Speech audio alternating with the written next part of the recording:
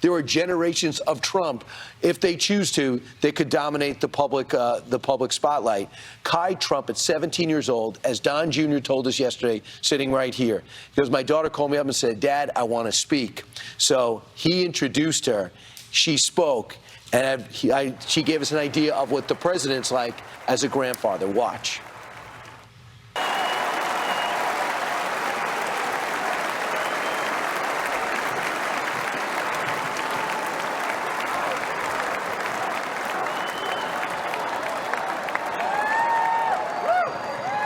Hi, everyone. My name is Kai Madison Trump. I am the granddaughter of Donald Trump. I'm speaking today to share the side of my grandpa that people don't often see. To me, he's just a normal grandpa. He gives us candy and soda when our parents aren't looking. He always wants to know how we're doing in school. When I made the high honor roll, he printed it out to show his friends how proud he was of me. I know. He calls me during the middle of the school day to ask how my golf game is going and tells me all about his.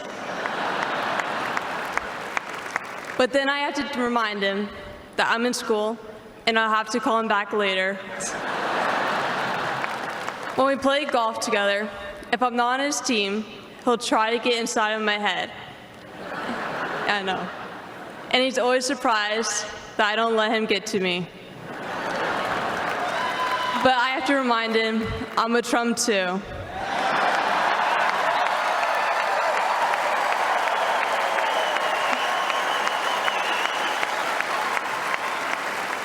Even when he's going through all these court cases, he always asks me how I'm doing. He always encourages me to push myself to be the most successful person I can be. Obviously, he sets the bar pretty high, but who knows, maybe one day I'll catch him. On Saturday, I was shocked when I heard that he has been shot, and I just wanted to know if he was okay. It was heartbreaking that someone would do that to another person. A lot of people have put my grandpa through hell, and he's still standing.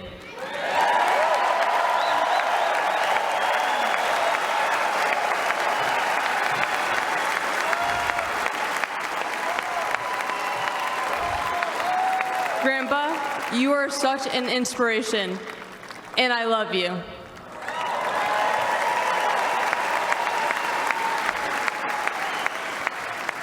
The media makes my grandpa seem like a different person, but I know him for who he is. He's very caring and loving. He truly wants the best for this country, and he will fight every single day to make America great again. Thank you very much.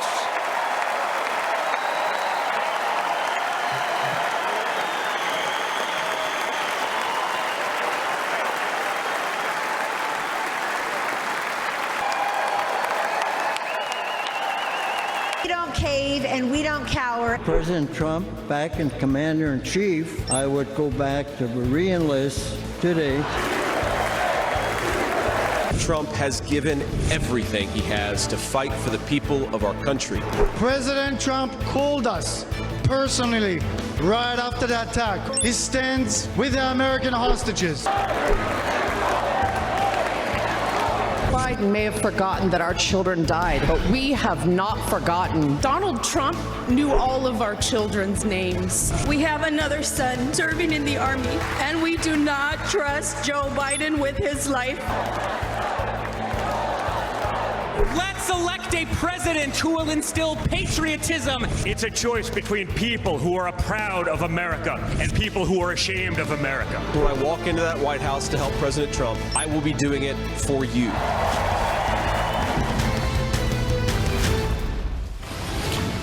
Well, that was last night, and today is the big day. Former President Donald Trump will make his first major speech since that assassination attempt on Saturday, as he accepts the Republican nomination. Melania Trump, Ivanka Trump are expected to be here in Milwaukee for the final night of the RNC, where the theme is Make America Great once again. Last night, Trump's new running mate, J.D. Vance, introducing himself to the nation as the official GOP nominee for vice president. So tonight, Mr. Chairman, I stand here humbled, and I'm overwhelmed with gratitude to say I officially accept your nomination to be Vice President of the United States of America.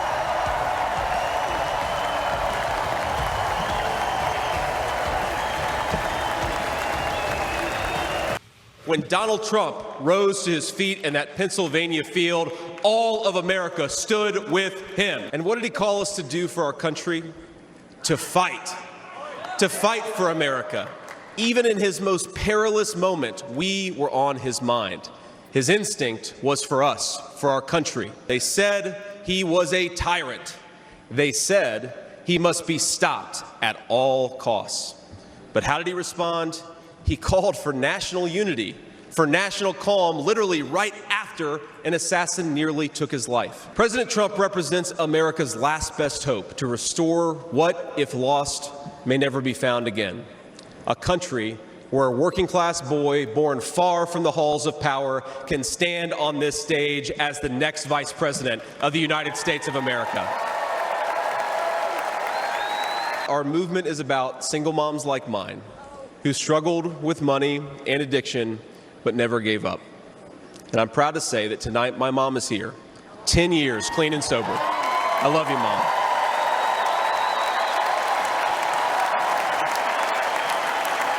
And our movement, ladies and gentlemen, it's about grandparents all across this country who are living on Social Security and raising grandchildren they didn't expect to raise.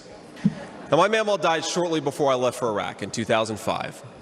And when we went through her things, we found 19 loaded handguns.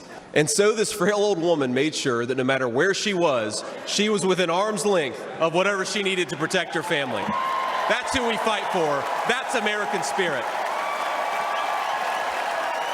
Grandpa, you are such an inspiration, and I love you.